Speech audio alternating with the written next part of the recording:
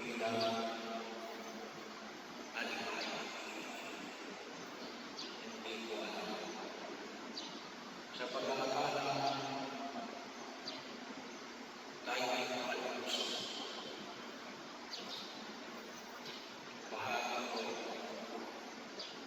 pinalalaman tayo ng Jesus na tayo ay may tungkulin na malaman namin ang mga bagay at pananamutan namin ang ating mga pag-ibig. Sapagkat ang salitang hindi ko alam ay hindi ko isang excuse para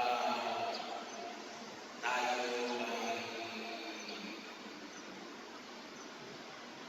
makawala sa responsibilidad na kaakibat kahit naman sa ordinaryong pagkilos, ignorance, excuses, no ba? Yun ay salita. Bahagi ko yun. Kahit na sa larangan ng moralidad, bahagi ng pagkilos namin na may tungkulin tayo at tungkulin na may karapatan tayo sa yung pinag-uusapan. Control authority, kaninong kapangyarihan ang iyong pagkilos. Yung mag-aalala sa tao o yan mag-aalala mula sa Diyos. Napakahalaga yung pagkakala. Siya tayo dapat naman yung pagpapuli na pagkakala sa daigdig. Ang buhay natin ay ilang natin sa pamamayan na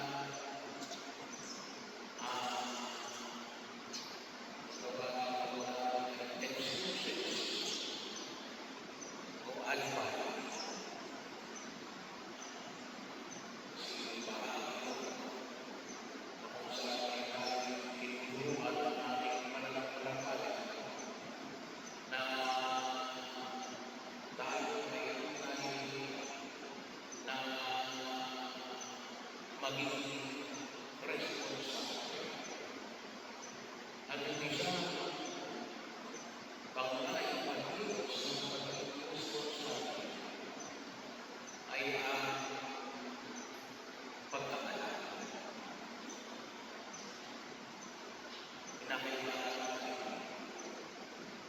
Kaya ako ngayon,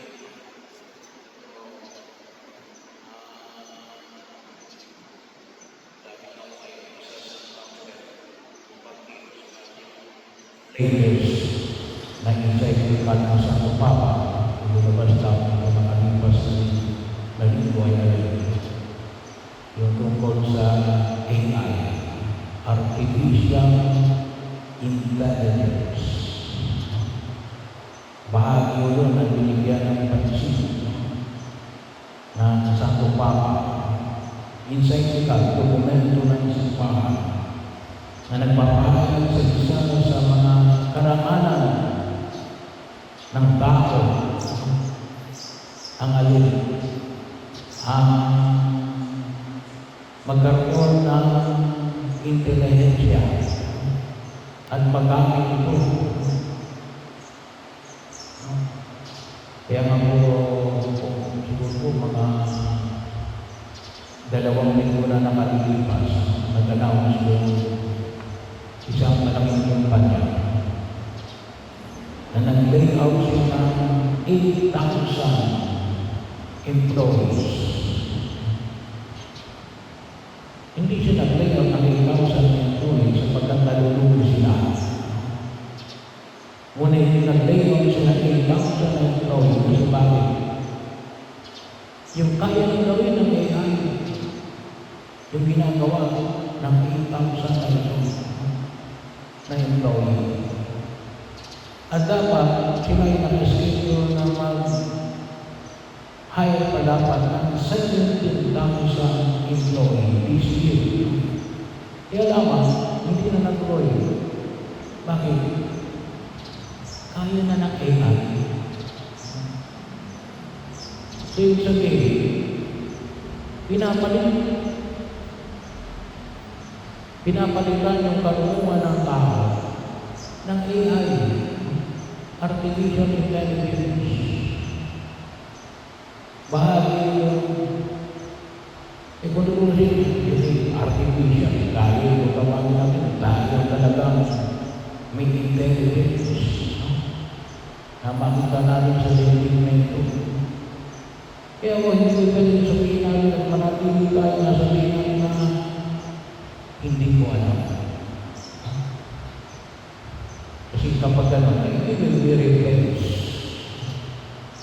We will be replaced. Pero hindi sa lahat, yun ay alin. Yun ay isang activity ng alin, ng tao. Ang magkaroon ng kaalaman. At magamit ito, hindi sa lahat, para alin. Para hindi natin makita yung karangalan na pinagkaloob ng Diyos sa atin. Upang higit namin pakinabangan yung kanyang pagpipintas. Kaya nga sana ay magamit natin ng maayos yung biyaya na ito na pinagkaloob ng buong kapatid. Higit natin pakinabangan. Kaya nga kung inyong pong makikita, kapag kayo matatawag halimbawa sa PLDT o di kaya ay sa mga customer service, ang unang sasagot sa inyo para lang maintindihan ninyo yung AI. Halimbawa, kayo ay tatawag sa magreklamo kayo sa mga bangko, yung mga ang unang sasagot sa inyo ay alin. Kaya nga panibawa ako sa telepono, ang unang tatanong sa inyo ay anong gusto niyong gamitin ng salita, Tagalog o English. Kung sinabi niyo kung gusto niyong gamitin ng Tagalog, i-press yung ang 1. O baka lang hindi yung sabihin ng gamitin ng English, i-press yung 2. AI na yun. Hindi na bako yun. So, ibig sabihin, para lang sa akin na makita natin yung impact ng AI. Dati, ito, ang sumasagot nito, yung tinatawag nating operator. Ngayon hindi. AI na. Kasi kaya na nila eh. Ibig sabihin ito, ano to? Algorithm. Ito ay nilagay na roon na kapag pinilog mo ito yung kanyang sasabihin. At kung isa, igagawin ka kung paano mabibigyan ng solusyon ng problema mo. And then, kapag talagang hindi na mabibigyan ng solusyon ng problema mo, tsaka lamang ibibigay sa isang customer service representative na tao. Bahagi yun. Masabi na natin dati ang gumagawa ng tao. Ngayon hindi na. AI na. Kaya nga, kapag hindi natin ginamit yung ating kaluluman, isang biyaya na ipinagkaloob ng Diyos, at kung isang dignidad, ay wala. Pagkakataon, na kung saan ay masasayang natin yung mali. Yung biyaya na pinagkaloob ng Diyos sa atin. Hindi pwede sabihin na hindi ko alam. Pahalagahan natin yung biyaya na ito. Hindi lamang yung biyaya ng information na ito mali. Yung biyaya na makita natin yung